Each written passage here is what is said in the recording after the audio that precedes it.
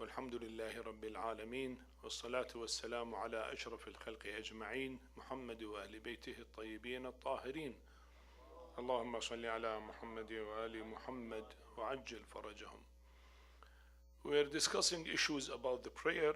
We discussed about the qiyam, standing, ruku', sujood, tashahhud, salam, and we reached to issue 1166, things which are makruh in prayers. It is makruh that a person in a prayer slightly turns his face towards right or left, an angle which would not be construed as deviation from Qibla. Otherwise, prayer will be void, as explained earlier. It is also makruh during prayers to shut the eyes or turn towards right or left, and to play with one's head or hands, and to cross the fingers of one hand into those of another, and to spit. It is also makruh to look at the writing of the Holy Quran or some other books or a ring. It is also makruh to become silent while reciting Surah Al-Hamd or any other surah or dhikr, so as to listen to someone conversation. And in fact, every such act which disturbs attention and humility is makruh. Well, he mentioned many points which are makruh here. One is turning the face. If one turns the face too much that he can see the back, then the prayer is void, as it was mentioned in earlier issues. But if we turn the face little, that will not nullify the prayer, but it is makruh. Also, if we turn our eye little, we are looking to straight and we turn our eye right or left, that is also makruh. Will not nullify the prayer, but it is makruh. So that is one point. The other point he mentioned, that if we are reciting the dhikr prayer and somebody is talking, you want to listen to what he says, so you keep quiet for, let us say, a few seconds, not too long, because if you are quiet too long, then you will be out of the shape of the prayer. The prayer will be void. But let's say you are quiet for 5-6 seconds in order to listen. So that is allowed, but it is makruh, not recommended. Makruh. Well, moving the hand will not nullify the prayer. For the body, we say, has to be stable at time of recitation. Body should not move. That is not right. Body stable. But to move the hand is okay. Now, to move hand, if you like to move it on your hair or to have some itching, that is allowed, but it is makruh. Also, to put the fingers together, that is also makruh at time of the prayer. If somebody has phlegma and he wants to spit, of course he may spit on the tissue paper, but spitting by itself will not nullify the prayer, but it is makruh, not recommended to be done. And then he said, generally any act which will take our attention out of the prayer is makruh. Actually, in hadith said, you will not get benefit of your prayer except with the amount of attention you had in the prayer. So if 95% of the time of your prayer, your attention, your mind is out, then you will get only 5% of your benefit of your prayer. But if you have more concentration, 10, 20, 30, 50, or on the reverse, 95% you have concentration, then you will get 95% benefit. Of course, the prayer is accepted from fiqh point of view, is not void. But thawab of the prayer, benefit of the prayer, reward of Allah subhanahu wa ta'ala to you, that will be less. You fulfilled your duty, right, you have fulfilled your duty, but then what benefit you got is very small benefit. So that is the thing. So it's better to have more concentration at time of the prayer. Issue 1167. It is makruh for a person to offer prayers when he is feeling drowsy or when he restrains his urge for urinating or defecation. Similarly, it is makruh to offer prayers with tight socks which press the feet. There are other things also which are makruh in prayer. They are mentioned in detail books on this subject. So at time of the prayer, if one is drowsy, is makruh because naturally his attention is less. So if let us say he's awake for the morning prayer, at least he wash his face well and he try to be little active so that drowsiness will go. And sometimes one already have wudu, but he has urge to go to toilet. Well, he tried to control himself. He said, okay, I will finish my prayer, then I will go to toilet. So that is makruh, because naturally, if you have urge to go to toilet, your concentration is less, and then you will recite very fast in order to finish the prayer so that you will not lose your wudu. So it's better to go to toilet and pass the motion, and then if you like, you perform wudu again and come comfortable at time of the prayer. These are some of the things mentioned, because in other books, in detailed books, there are more things mentioned. He has just mentioned some of them here. Now we come to another subject, occasions when obligatory prayers can be broken. There are certain situations we are allowed or we must break our obligatory prayer. So what are those conditions? They are mentioned here, issue 1168. It is haram as an obligatory precaution to break obligatory prayers purposely. But if one has to break in order to protect property or to escape from financial or physical harm, there is no objection. In fact, he can break it for any worldly or religious purpose which is crucially important for him. Now, for no reason, to break the prayer is not allowed. When he said as an obligatory precaution, is not allowed. If you have no reason, just, okay, you want to hear TV, what the news will say, so you break your prayer, that is not allowed. But if there is a risk that somebody has stolen your money, you put your bag and somebody came and stole your bag. If you wait till you finish your prayer, after 3-4 minutes, then the thief have already run away, you will get your property. So here you are allowed to break your prayer, there is no harm. You pray and save your money. While if there is enemy and he saw you and you are afraid that he will catch you or he harm you, and you want to run away to a safe place, then at that stage to save yourself, it is okay. You are allowed to break your prayer.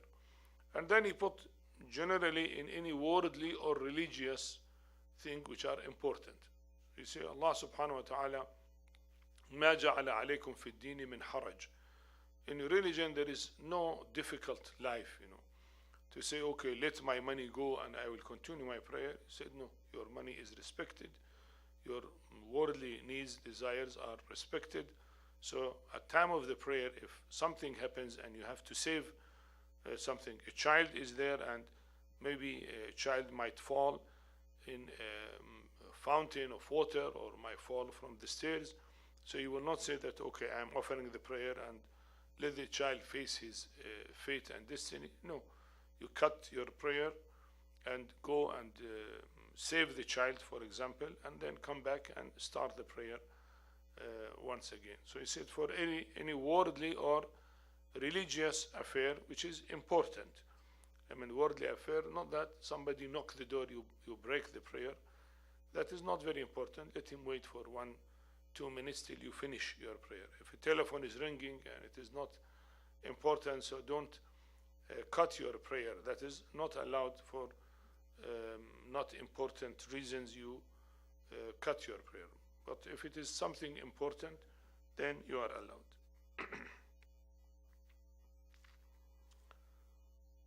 Issue 1169.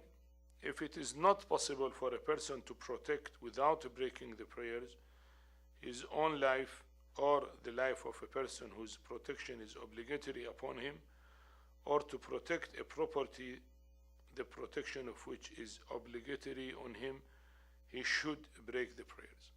Here, you see, he used the word he should break the prayer. Now we say, if I cannot save life of someone, as I give example of a child, maybe at risk, or I cannot save property which I am responsible for it. I mean, sometimes property, let us say, is a small amount of money. It may not be important, but sometimes it is important and valuable things, and you cannot protect that unless you break your prayer. He said you must break your prayer. Not only you are allowed, say you must, because life of a human being is more important than your prayer. So at this moment you break the prayer.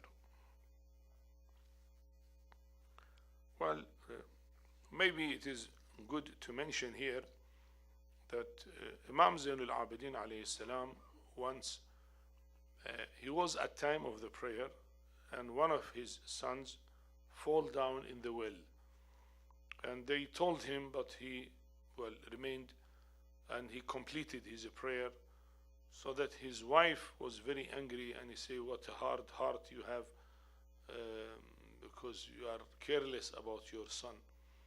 Then Imam alayhi salam came and he told her that I was with someone that I was afraid if I turn away from him, he will turn away from me. I was with Almighty Allah subhanahu wa ta'ala. If I turn away from Allah, Allah will turn away from me. And come and I show you, oh, you who are weak in your faith, come and see. And then he came, and the son was naturally inside the well.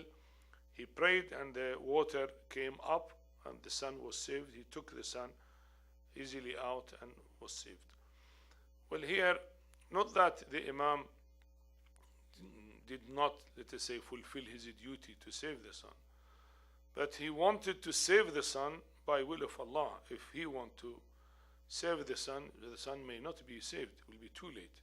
The well is deep, and the small baby, when it is in the water, naturally will sink and will die. It will be too late, whatever you do, till you bring a rope, and then how can you take him out? An adult can catch the rope. A child cannot catch the rope. So it is not that Imam here did not break his prayer because he was with Allah. Probably because he want to ask Allah to save the child. Because now the child is already lost, there is no way to save him. And to bring someone, an adult, to go down and catch him, bring him out of water, already he is drowned and he is dead, you know. So he completed his prayer with that faith, and then he explained that to his wife, that you see, your faith is weak. I was with Allah, and if I turn away from Allah, already is too late. You know? So I continue to Allah, so Allah will save my son, and then that was a miracle that Allah subhanahu wa ta'ala saved his son. So what I mean, some of the actions of the Imams, we should not say that that is a fiqh as ordinary one, because Imam did not break his prayer, so I don't care if my son is endangered, I don't care. No, that is not the issue. The issue, if you can save him, you have to save him, and as is mentioned here, you must break the prayer and save the life or property that you are responsible of it. Issue 1170. If a creditor demands payment from a person who is praying, and if there is ample time for prayer, he should pay him while praying if that is possible. But if it is not possible to pay him without breaking the prayer, then he should break the prayer, pay the creditor, and then pray. See, too much respect for paying the money if you take loan from someone. Some creditor comes and you tell him you have taken loan from him, either personal loan or business, whatever it is, and today is the time for that. So he came on time and he is asking for his money. Now, even to delay him 5 minutes, in Islam said no, because he has the right that 5 minutes do not delay. Pay him and then go and pray again. So break your prayer, pay him. If you can pay him without breaking the prayer, fine. Suppose you put the money in your pocket and you are expecting him to come, so the money is in the pocket, you can give him the money without turning from Qibla, and you can continue your prayer. That is okay. But if the money is somewhere else and you have to break your prayer, he said you break your prayer and then go and pay him the money and then come and pray again. All that is for respect of the amanat, to be trustworthy person, because the creditor have fixed a day and today is the day that he should come. He said if there is time for the prayer, I mean if you have time, if you are praying at the last few minutes of the time, let us say early morning, only 2 minutes for sunrise, and you started the prayer, or Asr you were out and you reached home and you are praying in a short time, no, that is a different issue. But if there is enough time as usual, so you break your prayer, pay him his right, and then pray again. Issue 1171. If a person learns during his prayers that the mosque is najis, and if time is short, he should complete the prayers, and if there is sufficient time and making the mosque tahir does not change the form of prayers, he should make it tahir while praying and then continue with the remaining part of the prayer. And if making the mosque tahir in that state changes the form of the prayer, the breaking of prayers is permissible if making it tahir is possible after prayer.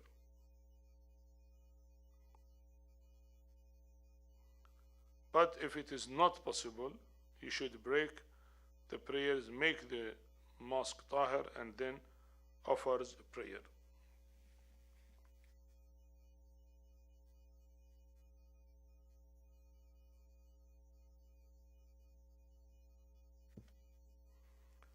You see, if the mosque become najis for any reason, to make the mosque tahir, purify, is wajib, and you have to do it immediately.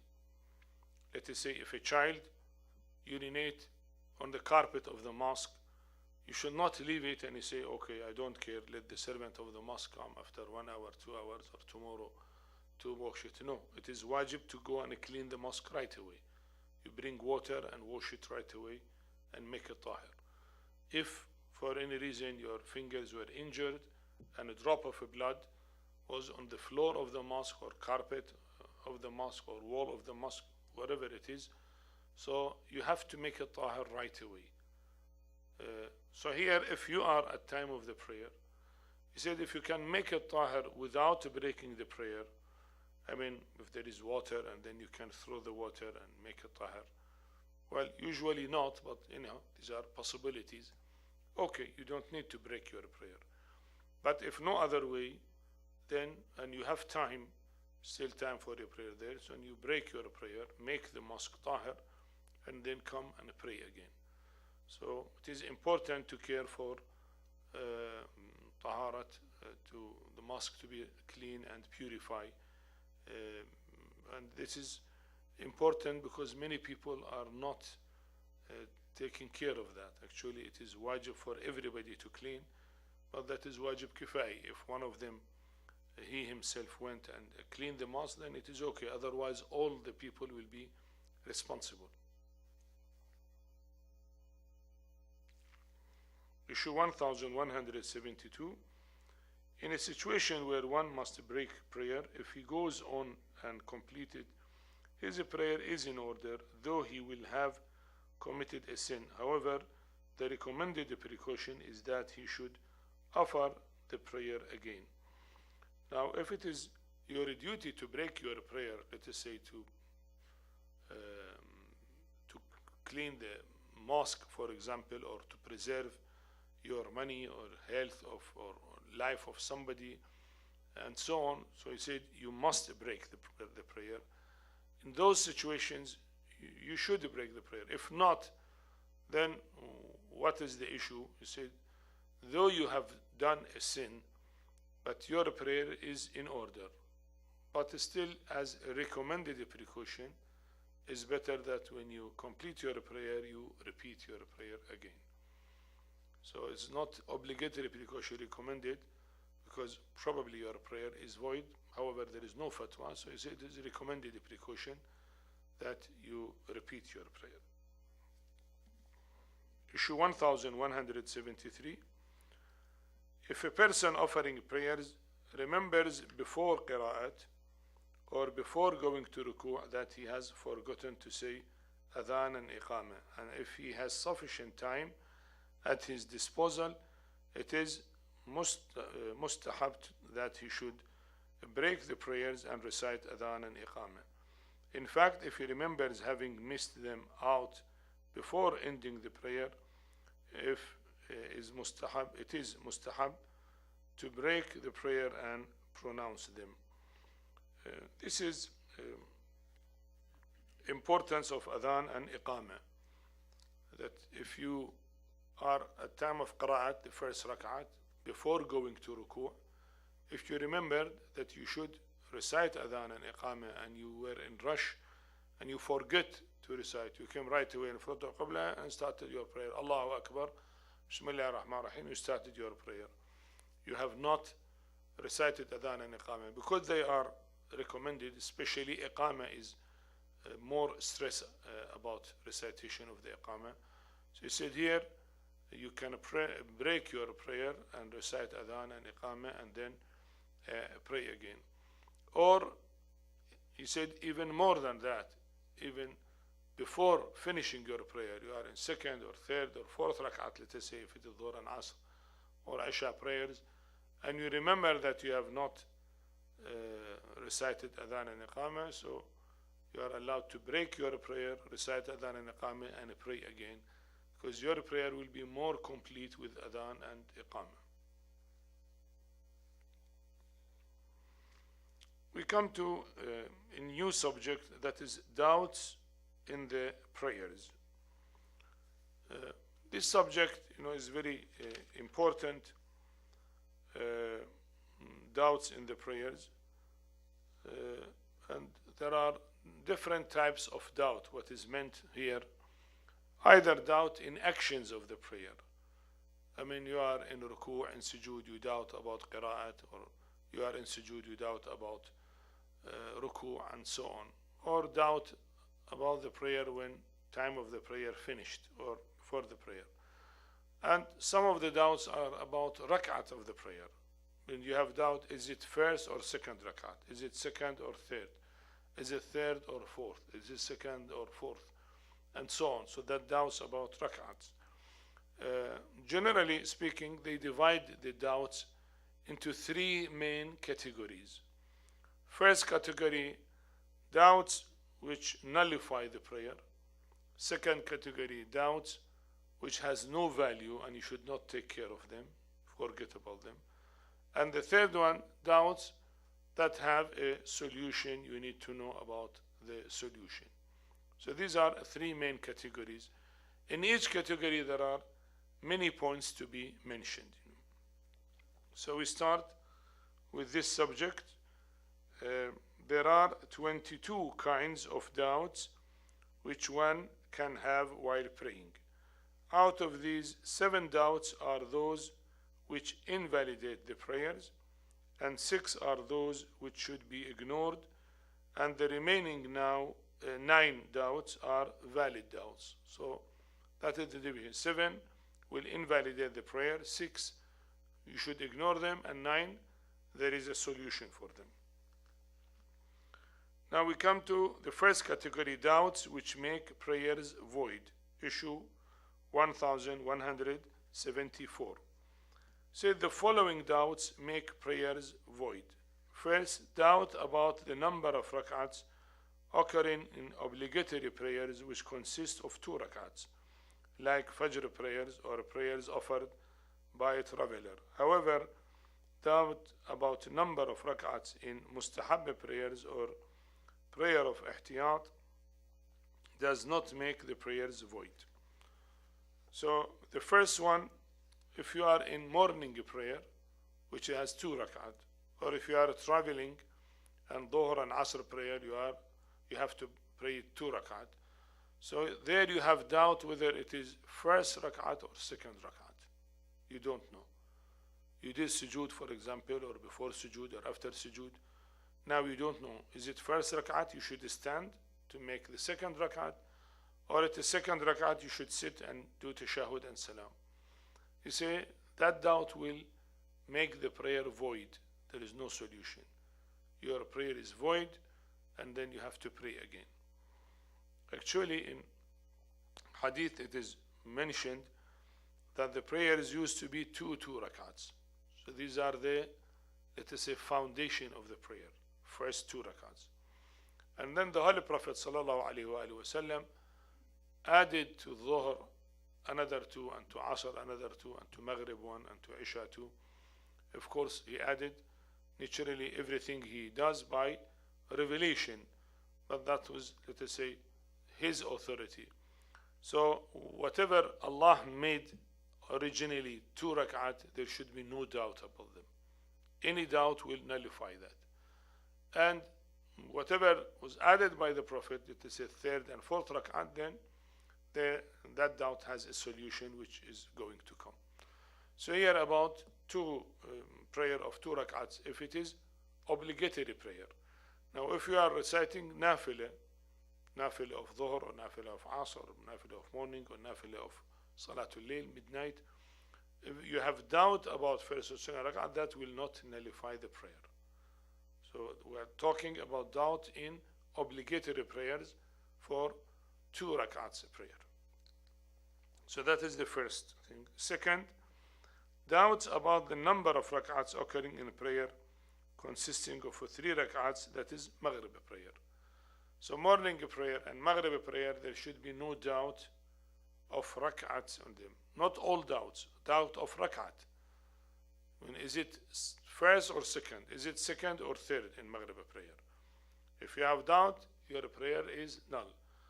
But if you are in sujood and you have doubt whether you did ruku or not, that, as is going to come, will not nullify the prayer. So here is doubt about rak'at of the prayer. You have doubt, is it second or third?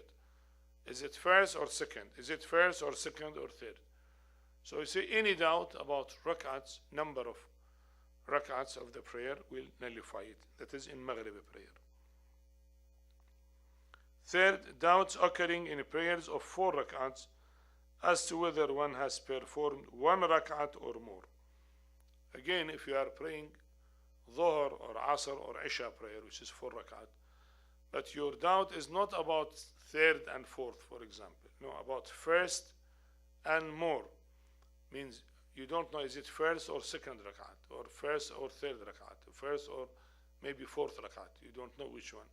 So first and more, again, will nullify the prayer. But in 4 rak'ats, if you have doubt between second and third, there is a solution as it will come. But between first and more, it will nullify the prayer. Fourth, doubt in prayers of 4 rak'at before going to the second sajda as to whether he has performed second rak'ats or more. Now, performing the second sajda, that is important to know, because that is a crucial point, If you are praying Dhuhr or Asr or Maghrib prayer and you have doubt between second and third rak'at, or second and fourth rak'at, before the second sajda, your doubt will nullify the prayer. When is the second sajda? You have the first sujood, you sit, and you go to second sujood. Even if you have not mentioned Subhana Rabbi al-A'la wa bihamdih, so means still you did the second sajda. But if before that you have doubt, is it second or third? Is it second or fourth? Then your prayer will be null. Before completing the second sajda will nullify the prayer. After completing the second sajda has a solution which is going to come in the third category. So that is important. The completion of the second sajda is important. Before its completion, it will nullify the prayer. After completion, there is a solution which is going to come. So here, I read it again. He said, doubt in prayers of 4 rak'at before going to the second sajda as to whether he has performed 2 rak'ats or more. So before will nullify the prayer.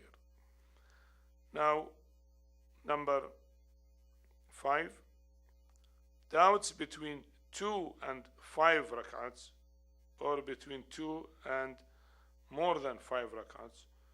Well, sometimes one is so much confused that he don't know, is it the second rak'at or actually he did extra and that is 5, he did 4 and this is the 5th one he's doing. So he says such doubt will nullify the prayer. Well, the number 6, doubt between 3 and 6 rak'ats or between 3 and more than 6. Well, again, if you don't know this is 3rd or 6th, then at least it is if you sit and make it let us say 2 and 5, again will nullify the prayer. Now it will come on doubts, the 3rd category.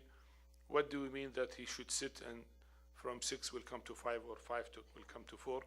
That detail is going to come. However, here he said doubt between 3 and 6 rak'at or 3 and more than 6. And the other one is doubt between 4 and 6 rak'at or between 4 and more than 6 rak'at with the details which will come later.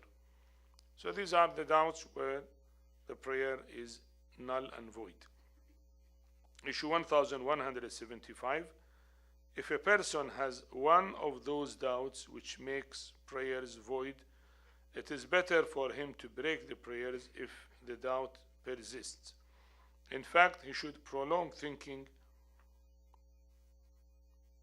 about it so that the form of a prayer changes, or till he loses all hope to ascertain the situation. You see, if at time of the prayer and one has doubt, it is 1st or 2nd in morning prayer, or 2nd and 3rd in Maghrib prayer, or 1st and 3 in, let us say, Dhuhr or Asr prayer, then what he will do? He will turn away right away when the doubt comes? He said no. He should wait and think about it. Maybe he will say that there is no doubt, most probably it is 2nd rakat. If it is most probably, then it is not doubt, it is dhann. If doubt means 50-50. 50% first, 50% second. But if my doubt will change to little assurance, 80% it is 2nd rakat. Well, that is different, not the doubt. You will follow your dhann. But then when you have the doubt, don't turn your face right away to void the prayer. Just remain thinking about it. Maybe it will come in your mind within 5, 6, 7 seconds, let us say. But if you're thinking, you are quiet and you are thinking, and it was prolonged enough, about 20 seconds, 30 seconds, you are quiet, then naturally your prayer is void automatically. Because as we said, when you are silent, then shape of the prayer will finish. In a prayer, people are reciting. If somebody is standing silent or sitting silent, naturally people will look to him, he's not praying. If he's praying, he should mention something. So he said the way to break the prayer, you may keep silent and think about your doubt. If it changes within a short period, if it changes into dhann, fine. If not, then if it is prolonged, then the prayer by itself will be void.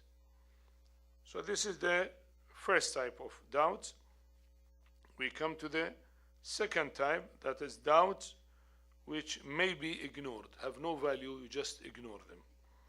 Issue 1176, the following doubts should be ignored. And as he mentioned before, their number is 6. 1. Doubt about an act whose time of performance has already passed. Like during ruku', a person doubts as to whether he did or did not recite Surah Al-Hamd. Now, at time of the prayer, if the time of an act passed and you have doubt about it, you should ignore that doubt. He gave example, you are in ruku' and then you have doubt, have you recited Surah Al-Hamd or not? After Surah Al-Hamd, you recited one complete surah, La Qul Huwallahu Ahad, or not? Not that you are sure, you have doubt. You are not sure, but only there is doubt. But he said the place of that has finished. You are in ruku', you are not at time of standing.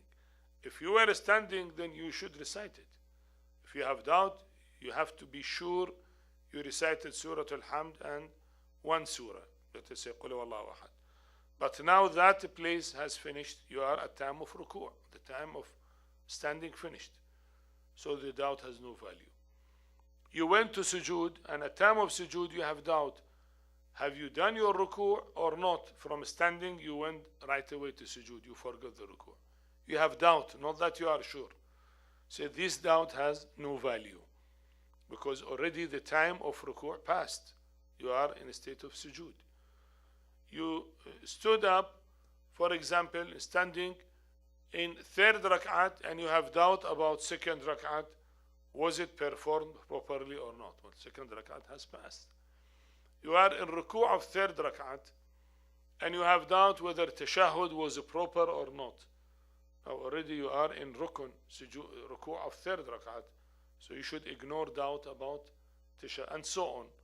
So any doubt when its time has passed should be ignored, has no value. Don't think about it. Second, doubt occurring after the salam of the prayers. When you complete your prayer and say salam, tashahhud and salam, and now your prayer is complete. So already you have passed all the prayer. Now if you have doubt about any part of the prayer, that doubt has no value.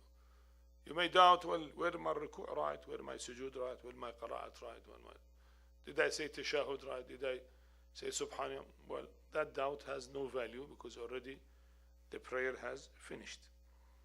Third, doubt after the time of prayers has already passed. Well, it is night time and I have doubt whether I prayed Dhuhr or Asr. Then that doubt has no value. Finished. Time of Dhuhr has finished. And you have only doubt, not you are sure. If you are sure that you missed Dhuhr and Asr, here Qadha is wajib. But you are not sure, you don't know you prayed or not. Well, the time has passed, you will not care about it. My Dhuhr prayer was alright or not, well, don't care about it. It's already finished and the time has passed, you are in Maghrib. But if you are still in time and you are not sure if you have prayed or not, here you should be sure that you have performed your duty, so you should pray. So if it is Asr time, usually I pray at the beginning of the time, let us say 1 o'clock, afternoon. And now it is 6 o'clock, and I have doubt, did I pray today or not? Today I was busy in the market, I don't know, did I pray on time as usual or not? Here, because still there is time, let us say in summer, sunset is about 8 o'clock, 9 o'clock, for example. So, because still time is there, you have to be sure you fulfilled your duty. But if it is night and you have doubt about Dhuhr and Asr, for example, then you should ignore that doubt. And the other one is doubt of a person who doubts too much. Someone who has obsession and he has too much doubt and he has to repeat his qira'at, for example, or ruku' and them repeatedly, dhikr of ruku', he has to recite it and he is not sure. So I say his duty is to ignore his doubts. If he has doubt my qira'at is right or not, he say no, it is right. He recite one time and that is all. He will not care that, oh well, I did not recite it properly. Makharij of huruf was not right, no, it is okay. Forget about it. My ruku' was not proper, so he doubt and he says Subhana Rabbi al-Azim wa bihamdi, Subhana Rabbi al-Azim, Subhana Rabbi al-Azim, Subhana. And he want to repeat 10 times because he is not sure that he said it properly. You say, no, ignore your doubt. You say one time and finish. Don't care about your doubt. That is a duty actually. According to some ulama, if he repeat, the prayer is batil, because his duty is not to repeat. You see, if you have doubt that you recited, for example, Surah Al-Hamd properly, you are allowed to recite it again. But that is, you are not in a state of obsession. Okay, you have doubt, you want to make sure to recite Quran in the prayer is okay, no problem. So you recite Surah Al-Hamd again. While standing, you are not in ruku', still while standing. But if you are, your situation that you are in obsession, you have doubt repeatedly. So here you say your duty is not to repeat. You recite one time and say that is all right. Whether right or wrong, it is all right. You don't care about yourself. And usually this will cure the disease. By this procedure, the people will get cured. Obsession will go automatically. Even they do not need medicine from the doctors, because obsession is a psychological disease and sometimes need to be treated by medicine. But usually, when people ignore their doubt, as it is their religious duty, their obsession will be cured automatically without need of any medicine. Now here, number 5, doubt by the Imam, one who leads the congregation prayers, about the number of rak'ats when the ma'mum, the follower, is aware of the numbers. And similarly, the doubt of the ma'mum when the Imam knows the number of rak'ats. Now in congregation prayer, they say if Imam of the prayer who leads the prayer has doubt, he don't know is it third or fourth, second or third. He sit and he don't know should he recite tashahhud or should he stand for third rak'at, for example.